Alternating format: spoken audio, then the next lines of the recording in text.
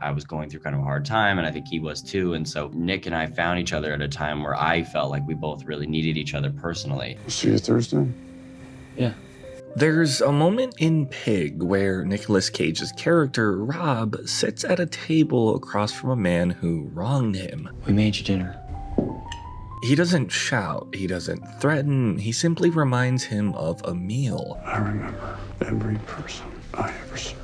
One that changed his life years ago. It's not a scene about vengeance or power, it's about his memories, the weight of who he used to be. Why are you doing this? There's no tension in Cage's performance, only quiet understanding. It's like he's finally learned that truth doesn't need to arrive with volume. I remember every meal I ever cooked. For an actor known for chaos, the screaming fits, the wide-eyed mania, the operatic despair,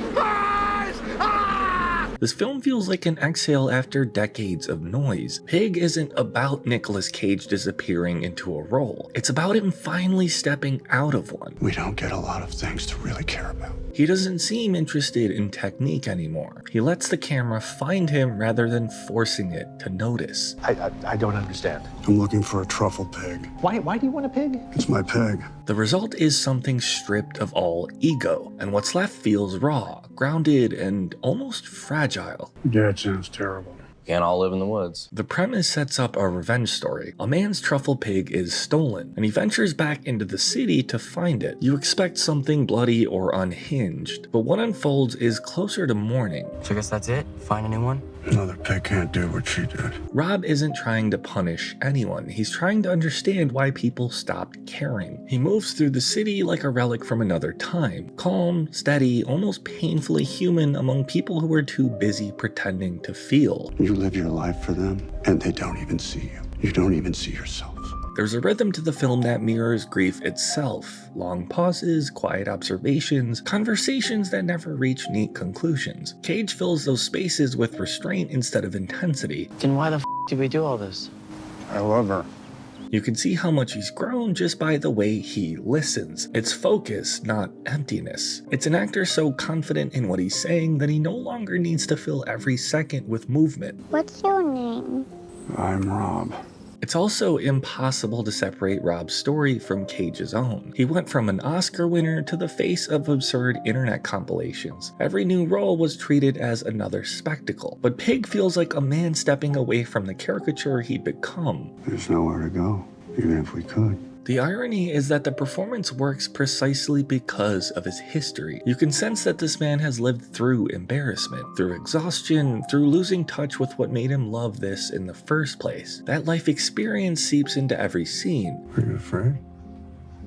When Rob walks into Portland's underground culinary world, there's disdain in his eyes, but it's not arrogance, it's sorrow. He's watching people chase recognition instead of purpose, and he knows what that emptiness feels like. The entire city feels like it's performing, while Rob exists without the pretense. Every person he meets tries to uphold an image. Were you always like this? Or was it just after she died? When you strip everything away, money, fame, taste, what's left is authenticity. That's what the film keeps circling back to, and Cage understands that better than almost anyone working today. Is this guy with you?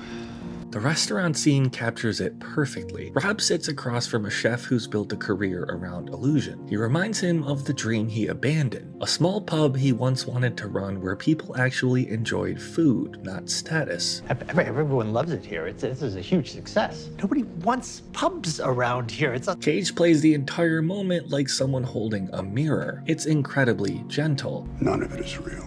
The critics aren't real. The customers aren't real. The chef realizes he's been pretending, and Cage's character doesn't need to say a word more. The silence says it all. This is the kind of cooking you like? I really, That subtlety is where Cage's artistry resurfaces. For years, he explored characters through extremes, but here, his control is almost surgical. It's as if he's testing how little he can do and still make the audience feel everything.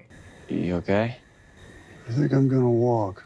His voice stays low, his gestures are minimal, but the emotional precision is razor sharp. Every flicker of recognition, every pause before speaking, it's the work of someone who finally trusts that the truth will land on its own. I remember a time when your name meant something to people, Robin. This film portrays grief incredibly well. Most movies treat loss like a story beat, something to overcome or grow from, but this film treats it like part of its identity. Cage doesn't act like a man devastated by what's missing. He acts like someone who's made peace with the idea that what's gone isn't coming back. If I never came looking for her, in my head, she'd still be alive. But she wouldn't be. That understanding turns the role into something almost spiritual. The cinematography amplifies that idea. Long takes, minimal score, muted lighting, everything designed to make emotion breathe instead of shout. It lets the audience observe without being pushed. Cage thrives in that space. The restraint feels like confidence, not in himself, but in the material. It was a very evocative screenplay. It was a meditation of sorts on loss, because I felt I had the relationships and the life experience to tell this story. I'm looking for my pig. He knows the story doesn't need to embellish to connect. Halfway through, you realize the film isn't about the pig at all. It's about the absence it represents, the life, the love, the simplicity that can't be reclaimed. Another pig can't do what she did. That realization comes quietly. It's in Rob's expression, in the soft collapse of his posture. It's grief expressed through surrender. And that surrender feels like the culmination of Cage's career. After decades of trying to outdo himself, to chase bigger roles, bigger emotions, Pig strips him back to the beginning. It reminds you of what made him compelling in the first place: presence. You had your moment, but there's nothing here for you anymore. The ability to draw attention not through chaos, but through honesty. It's an artist who finally understands that sometimes stillness carries more truth than any explosion ever could. I don't need my pig to find truffles. The audience noticed. Critics stopped treating him like a curiosity and started writing about him like a craftsman again. Viewers who only knew him as a meme suddenly realized why his name mattered in the first place. But the beauty of Pig is that it never feels like a career correction. It's simply the right actor meeting the right story at the right time. A film about a man who's lost everything, played by someone who's already lived through his own kind of exile. The empathy between performer and character makes every moment feel honest, even when nothing much is happening on screen. They don't care about you.